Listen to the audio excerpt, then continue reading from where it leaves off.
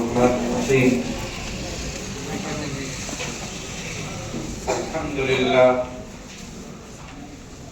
الحمد لله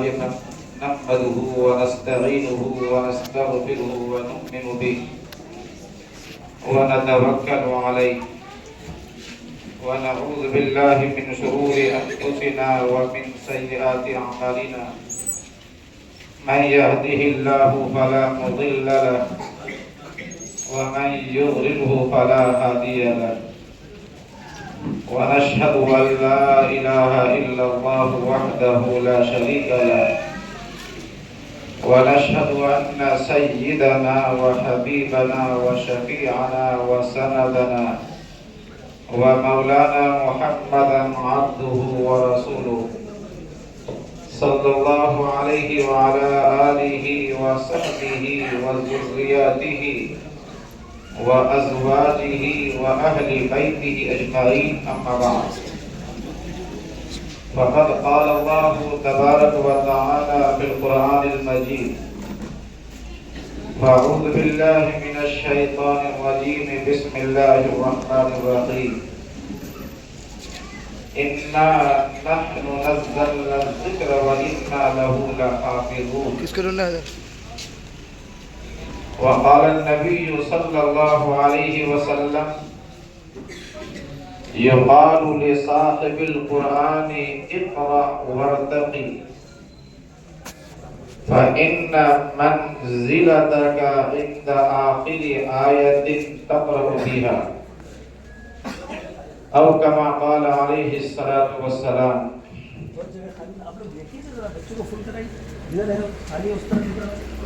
شہر حیدرآباد کے ابھرتے ہوئے نوجوان عالم دین اور آج کی اس مبارک اجلاس کے صدر عالی قدر حضرت مولانا محمد عمر عابدین صاحب دامت برکاتہم اور یہاں تشریف فرما حضرات علماء کرام حاضرین مجلس میرے بزرگوں اور دوستوں، آپ جانتے ہیں کہ ہر مسلمان کا عقیدہ ہے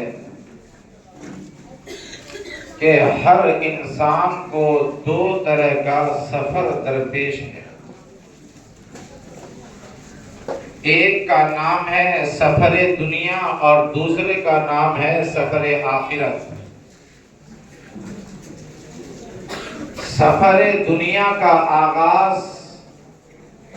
ولادت سے شروع ہوتا ہے،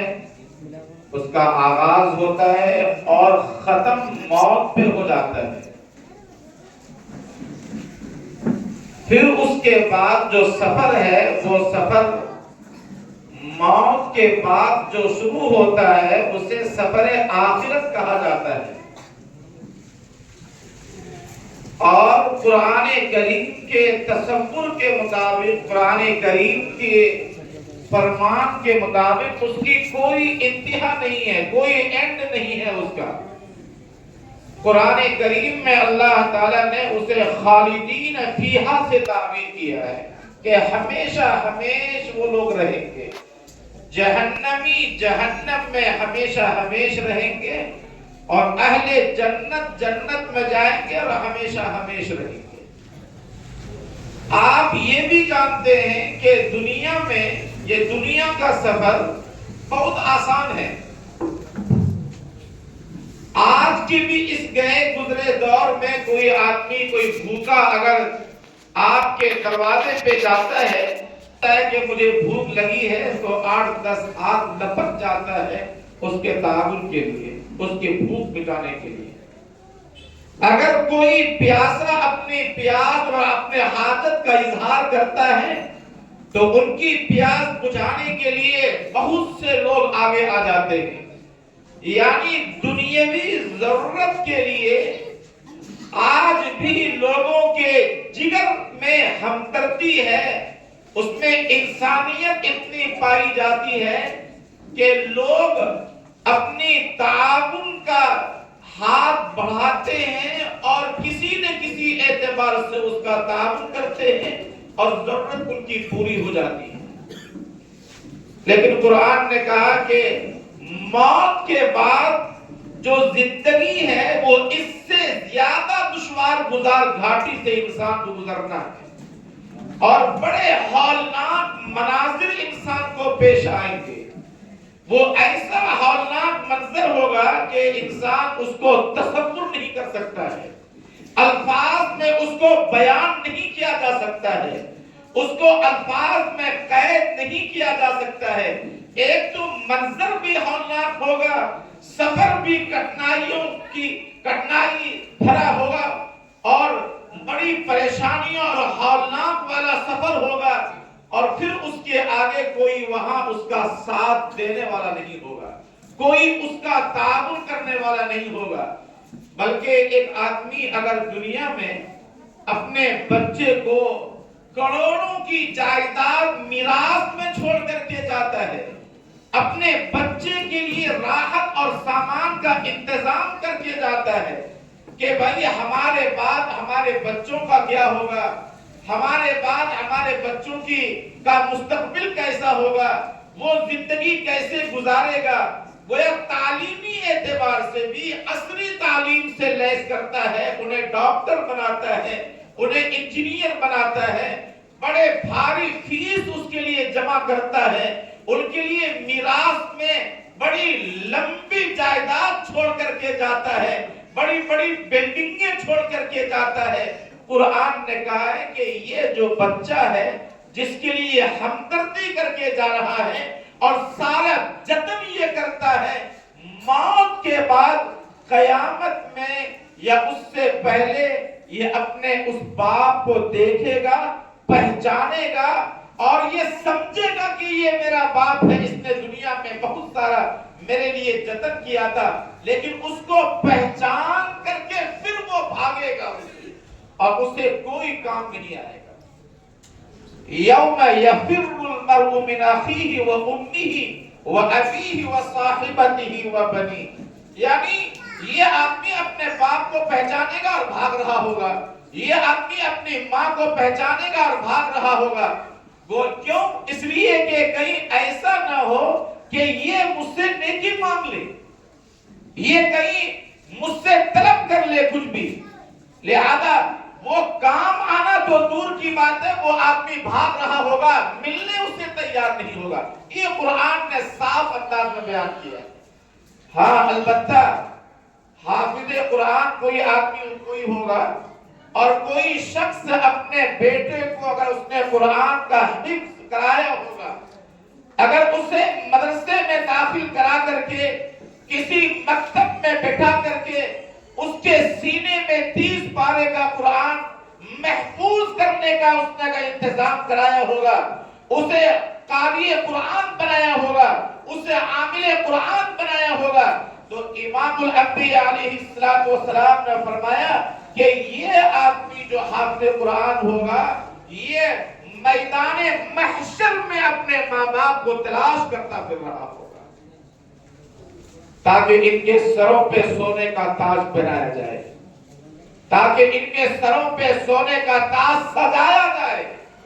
تاکہ ان کو قیامت کے ہولناک مناظر سے نجات دلایا جائے، تاکہ سورج کی تپش سے اسے بچایا جائے۔ وہ تلاش کر رہا ہوگا، اور اپنے ماں باپ کے لیے، اپنے رشتہ داروں کے لیے، اپنے اقربا کے لیے،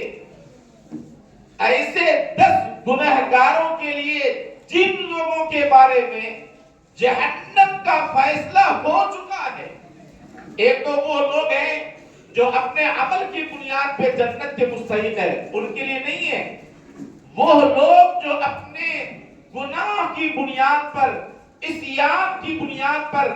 معصیت کی بنیاد پہ، نماز چھوڑنے کی وجہ سے، منکرات کی وجہ سے، یا کسی بھی عمل بد کی وجہ سے وہ جہنم کا مستحق ہو چکا ہوگا، اللہ تعالیٰ ایسے حافظ قرآن کو 10 لوگوں کی شفاعت کا حق دے گا کہ وہ اپنی شفاعت کے ذریعے جہنم سے بچا کر کے جنت میں اسے داخل کرا دے، اپنے خاندان والوں کے لیے راحت کا ذریعہ بنے گا، اپنے رشتہ داروں کے لیے، اپنے ماں باپ کے لیے باپ کے سر پہ ایسا تاج ہوگا اور جس کی چمک آسمان پہ چمکنے والے سورج سے بھی زیادہ ہوگی۔ یہ تو میں سمجھانے کے لیے کہا گیا ہے تاکہ ہمارے دماغ میں یہ بات آ سکے کہ وہ آخر سورج کیسا ہوگا، یعنی اس کی چمک کیسی ہوگی۔ تو یہ آپ نے فرمایا بہت ہمیں سمجھانے کے لیے آسمان پہ چمکتے ہوئے سورج سے بھی زیادہ اس کی چمک ہوگی۔ اور خود اللہ تبارک و تعالی اس حافظ قرآن سے کہے گا اقرأ ورتقی، یعنی آج تم نے قرآن کریم کو یاد کرنے میں محنتیں کی ہیں، تم نے میری کتاب کو اپنے سینے میں محفوظ کیا ہے۔ اور کس طرح؟ یہ آسان نہیں ہے کہ یہ جو آج 9 حفاظ قرآن کی دستار بندی عمل میں آنے والی ہے اور ہر سال الحمدللہ اس مدرسے سے قابل لحاظ تعداد میں حفاظ یہاں سے نکلتے ہیں، یہ اتنا آسان نہیں ہے۔ وہ اس وقت جب کہ ساری دنیا سو رہی ہوتی ہے، سارے لوگ سو رہے ہوتے ہیں، 4 بجے صبح ان بچوں کو جگایا جاتا ہے اور پھر یہ بچے وضو کر کے طہارت کے ساتھ بیٹھ کر کے قرآن لے کر کے اسے یاد کرتے ہیں۔ مغرب سے لے کر کے عشاء تک کھانے کے بعد پھر قرآن لے کر کے بیٹھتے ہیں، پھر اس کے بعد صبح سویرے نماز فجر سے پہلے وہ قرآن لے کر کے بیٹھتے ہیں، قرآن کو یاد کرتے ہیں، پھر نماز فجر کے بعد قرآن کو یاد کرتے ہیں، پھر ناشتے کے بعد پھر قرآن لے کر کے بیٹھتے ہیں، پھر دوپہر میں قیلولہ کے بعد یعنی آرام کرنے کے بعد پھر قرآن لے کر کے بیٹھتے ہیں۔ گویا کہ اوڑھنا بھی ان کا قرآن ہے، بچھونا بھی اس کا قرآن ہے۔ اور وہ طلبہ جو اپنے ماں باپ سے جدا ہونے میں پتہ نہیں کتنے سال گزر گئے، کتنے مہینے گزر گئے، کتنے سال گزر جاتے ہیں۔ ہمارا حال تو یہ ہے کہ اگر ہمارا بچہ ٹائم پہ اسکول سے اگر واپس نہ آئے، وین نہ آئے، تو ماں باپ بے چین ہو جاتے ہیں۔ مینجمنٹ کو فون کیا جاتا ہے کہ کیا بات ہے 4 بج گئے اب تک میرا بچہ نہیں پہنچا ہے، کیا بات ہے کہ آج گاڑی دیر ہو گئی ہے، جبکہ صبح یہ چھوڑ کر کے اپنے بچے کو آیا ہے، جبکہ اسے معلوم ہے کہ 10 منٹ کے بعد ہم اپنے بچے کا چہرہ پھر دیکھیں گے، ملاقات پھر ہوگی ماں باپ کی اپنے بچوں سے۔ کہیں ہمارا بچہ جانے والا نہیں ہوگا، وہاں واچ مین اس کا انتظام حفاظت کرنے والا ہے، وہاں ٹیچر حفاظت کرنے والی ہے، وہاں اساتذہ حفاظت کرنے والے ہیں، اسکول کے مینجمنٹ اس کا ذمہ دار ہے۔ لیکن صرف 8 گھنٹے کی جدائی اور 7 گھنٹے کی جدائی ہم برداشت نہیں کر سکتے۔ لیکن یہ بچہ جو قرآن کریم حفظ کرتا ہے، پتہ نہیں کتنے سال ہو جاتے ہیں، کتنے مہینے گزر جاتے ہیں، جو اپنے ماں باپ کے چہرے کو نہیں دیکھتے، ان کی محبت سے محروم رہتے ہیں، ماں کی ممتا سے یہ بچہ محروم رہتا ہے، باپ کی شفقت سے یہ بچہ محروم رہتا ہے۔ ایک دہریہ تھا جس کا اللہ پر یقین نہیں تھا، مدارس کے خلاف، قرآن کے خلاف، مساجد کے خلاف، مدارس کے خلاف بہت زیادہ بولا کرتا تھا۔ ہمارے لوگوں میں سے بہت سے ایسے لوگ ہیں جو خود مدارس کے خلاف آواز اٹھاتے ہیں۔ وہ غیر اٹھائیں تو کیا ہوا، لیکن یہ خود ہماری شکل میں ایسے لوگ ہیں جو غیر محسوس طریقے پر اسلام کو نقصان پہنچا رہے ہیں، شریعت اسلامی کا نقصان پہنچا رہے ہیں۔ وہ غیر محسوس طریقے پر غیر جو باطل طاقتیں ہیں ان کا آلے کار بن کر کے کام کر رہے ہیں۔ تو ایک دہریہ وہ مدرسے کے پاس سے گزر رہا تھا، بقرعید کا ٹائم تھا، کچھ بچے گیٹ کے باہر کھیل رہے تھے، عصر کے بعد کا وقت تھا۔ عام طور پر عصر کے بعد بچے کھیلا کرتے ہیں، کہیں آس پاس میں دائیں بائیں تو گیٹ کے باہر کچھ بچے کھیل رہے تھے، ان کے کہیں اوپر سے کپڑا پھٹا ہوا تھا، کہیں پاجامہ پھٹا ہوا تھا، ان کے بال بکھرے ہوئے تھے، ان کے سر پہ ٹوپی تھی، لیکن معصومیت اس سے ٹپک رہی تھی۔ تو وہ جو دہلیہ تھا، بظاہر ان کے ذہن میں مدرسے کے خلاف زہر بھرا ہوا تھا، وہ قریب گیا اور ایک بچے کو قریب بلایا اور اس نے پوچھا کہ بیٹا تم یہاں کیا کر رہے ہو؟ تو کہنے لگا کہ میں یہاں قرآن کریم حفظ کرنے کے لیے آیا ہوں۔ کہا تمہارا گھر کہاں ہے؟ تو اس نے ایک دور دراز کہیں کسی بستی کا نام بتایا۔ کہا کتنے دنوں سے؟ یہ بقرعید کا ٹائم ہو گیا، چھٹی ہو گئی، یہ بقرعید کی تعطیل میں، اس چھٹی میں تم گھر نہیں گئے؟ کہا کہ نہیں میں گھر نہیں گیا۔ کتنے دن سے گھر نہیں گئے؟ کہا کہ پچھلے سال بھی بقرعید میں یہی مدرسے میں تھا، اور گویا کہ 1 سال سے زیادہ ہو گیا ہے، 1 سال کا عرصہ گزر گیا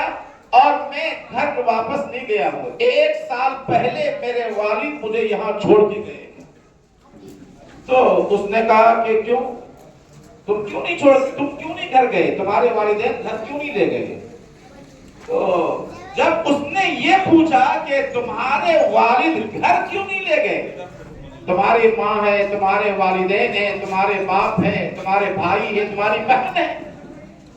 تو 5-6 بچے جو اس میں تھے، اس میں 4-5 بچے تو اندر